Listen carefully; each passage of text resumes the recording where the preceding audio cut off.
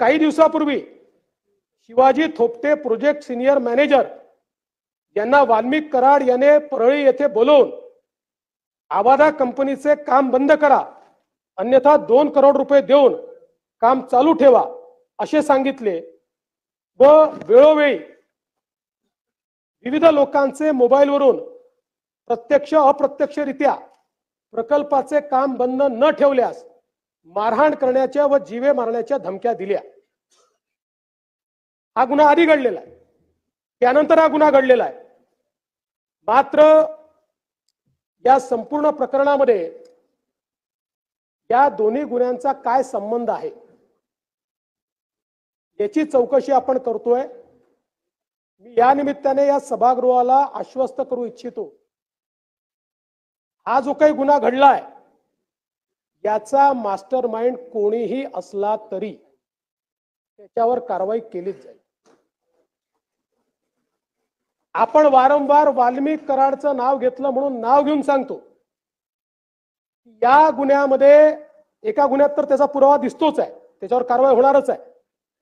पण याही गुन्ह्यामध्ये जर वाल्मिक कराड बद्दलचे पुरावे असतील तर तो कोण आहे, कुठल्या पक्षाचा आहे, कोणाकोणासोबत फोटो आहे, सगळ्यांसोबतच आहे। आमच्या सोबत आहे, यांच्या सोबत आहे, पवार साहेबांसोबत आहे, सगळ्यांसोबत आहे। कोणासोबत फोटो आहे याचा विचार न करता कारवाई केली जाईल। कारण मी काल देखील बोललो, ज्या प्रकारे बीड जिल्ह्यामध्ये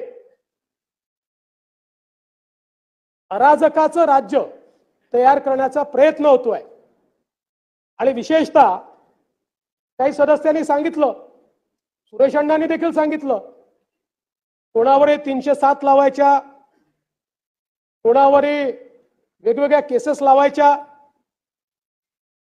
मला असं वाटतं की अतिशय चुकीचं या ठिकाणी घडतं आहे आणि पोलीस प्रशासनाची जबाबदारीच आहे। मी काल देखील डीजींना सांगितलं की याचा दोष हा पोलीस प्रशासनाचा देखील आहे। पोलिसांनी देखील एखाद्यावर जर एखादी आपण फिर्याद नोंदवतोय तर त्याची वस्तुस्थिती काय आहे, मग इकडे फिर्यादी नोंदवायच्या आणि मग तिकडे बिसमरी करायची आणि मग मध्यंतरीच्या काळामध्ये हे सगळे निर्धावलेले अशा प्रकारचं काम करताना आपल्याला पाहायला मिळतात।